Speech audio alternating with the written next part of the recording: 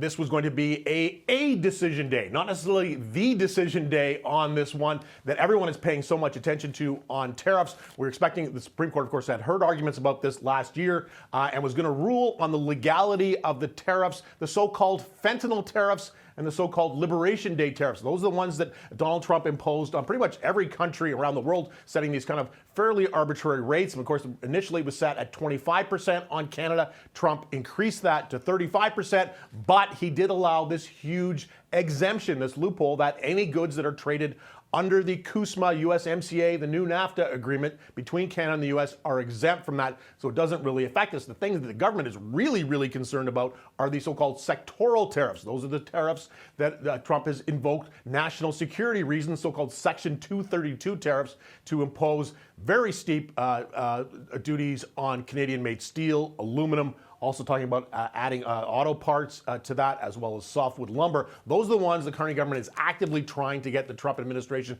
to back off on. They're less concerned about these other ones.